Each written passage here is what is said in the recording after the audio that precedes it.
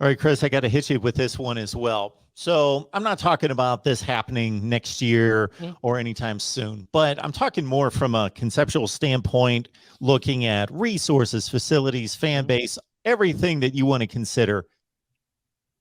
Can South Carolina become a SEC power? I was going to say national power, but if you're an SEC power, you're a national power. Right.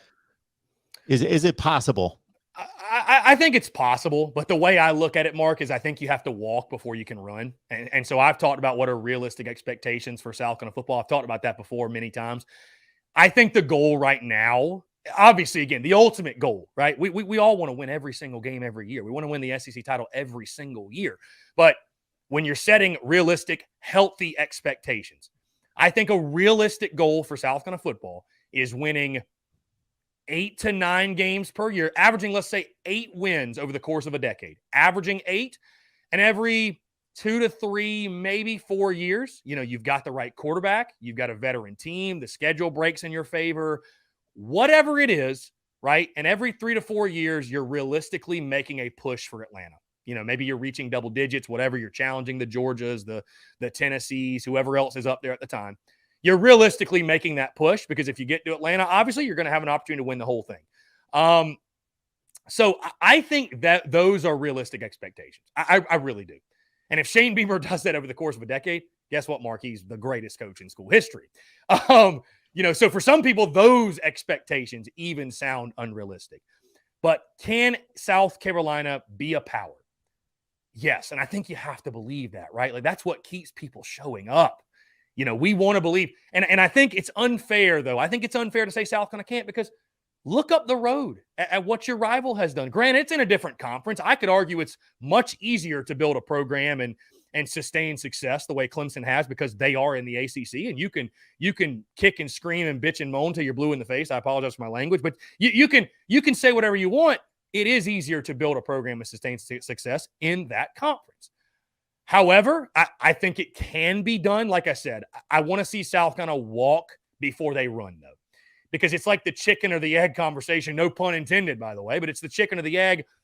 What do you have to do first? Do we need to become more successful and win more games because it all comes down to recruiting. I mean, your question, can South Carolina become a power? The question is, can they get the best talent every year? Can South Carolina go from, recruiting 20th to 25th to, top 10? What's it going to take?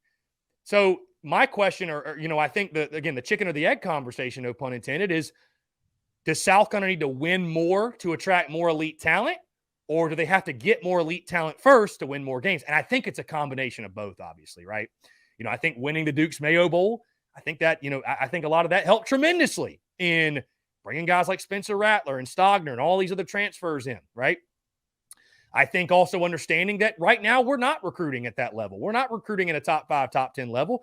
You got to be card counters at the blackjack table, I think, like I told you last time. And you've got to be able, I had an assistant coach tell me from last year's staff at South Carolina. He's not there anymore. But he told me, he said, Chris, you know what separates a great recruiter from an average recruiter? It's not if you can land a top 100 player. I mean, those guys are kind of no-brainers, right? Those 5 stars, for the most part, It's, can a recruiter tell the difference between the 250th best player in the country and the 600th best player in the country, and which guy's going to pan out? Because they're both 3 stars. Like in the ratings, there's no difference.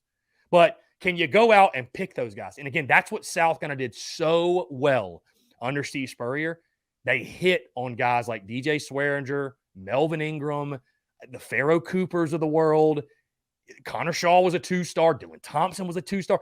They were able to hit on these guys, right? And so until you're bringing in classes like A&M, Georgia, even Clemson, you got to be able to sprinkle in a few 5 stars, but hit on those guys that I mentioned that maybe are flying under the radar for whatever reason. They're fitting your system, your scheme, your program, and you're getting the most out of them. So again, long story short, to answer your question, yes, I think South Carolina can get there. It's going to take time, and they've got to give Beamer time. They've got to be patient with him. Give him an opportunity to win some games, stat classes. It all comes down to recruiting. He knows. He was there when South Carolina went to the SEC championship. They didn't go to the SEC championship, just because they had good players. I mean, you look at a replay of the Bama game from 10 or look at any games from 11, 12, 13, and you look at the names on defense. We're talking about NFL, Pro Bowler, and it takes players. It's all about Jimmys and Joes, man. I mean, players lose games, coaches win them. So I think South kind of can get there. I think it's about taking baby steps, but you got to go get those players because, again, it's the players that are on the field and it's the players that win the games. But I think the resources, Mark, the support, I think it's all there to have big success in Columbia. I sort of look at this program as a sleeping giant. I really do. And I think, and we all believe, fingers crossed, Shane Beamer is going to be that guy to take this program where it's never been before. But you also mentioned patience with him because there's got to be a pretty good portion of the fan base, and you talk to them all the time, that are thinking, oh, we were 2-8, 7-6, bowl win. We're just off and running. This is not that it's easy, but there's not going to be any bumps in the road. We're just going to keep boom, boom. We'll go to 9-3, then we'll keep going. And it's not necessarily going to be that easy. So there might have to be some, there's sometimes 2 steps up and then you take a step back and to progress. Yeah, I had somebody tell me one time, Mark, that SEC football fans and bad doctors, they both have one thing in common. They have no patience. So, and that's a terrible dad joke for you that I give you permission to take and use on your show. But no, I mean, it's for sure. I understand these coaches are paid a lot. And again, we don't have patience, but it's year 2, man. I mean, when Beamer was hired, I just looked at it as, okay, this is a minimum 5-year thing. Like, you gotta, the reason, again, you look at Carolina, 10, 11, 12, 13, it's not just about getting a couple good players. It's like the depth, if that's what it comes down to, that competitive depth.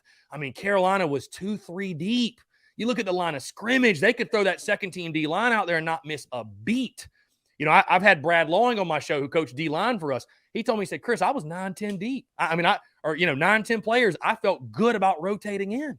That's what it comes down to. It's about that competitive depth, not falling off when you put your 2s in. That's what makes Bama, Bama. That's what makes Georgia, Georgia. That's what makes the elites, is they've got that depth. So give Beamer time, let him build, let him stack classes. And in the meantime, win as many as you can and get the most out of the talent that you do have on campus, right? Get the most out of that talent. But also as a fan base, just keep in mind, this is a long-term thing. Clemson, for example, we hate talking about it. That didn't happen overnight. That was something that took years. Clemson existed for years before people started giving them credit, and they got to the winning the way they are now, or at least have recently. So it's going to take time. Allow Beamer to build. Allow him to work. Hey, he's still a young head coach. He's only got a year of experience under his belt. He's going to evolve. Allow him to evolve. Allow him to grow as a head coach. Allow him to recruit. I think if Gamecock fans can do that, Mark, I do think we will be happy on the end. And I'm not saying that Beamer's going to win an SEC championship or he's going to win a national title, but I really do feel like Shane Beamer will get this program to a point of stability that it has been sorely lacking for so long. Because even the Spurrier era, you know what I mean? Like, yeah, you won 3 straight years, 11 wins in a row, or 11 wins 3 straight years, but then you drop to 7. Then you have that terrible 2-10 year or 3-9 year, whatever. Like, this program needs stability. It needs stability. You know what I mean? So I think Beamer can be that guy. He's a young coach. I mean, I'd love to see Beamer there for the next couple decades, if it's possible. You know what I mean? Like, just to have that sense of stability, kind of like what his dad did at Virginia Tech. Give a program that sense of stability. If we do that and we're patient, I think we'll be happy on the other side.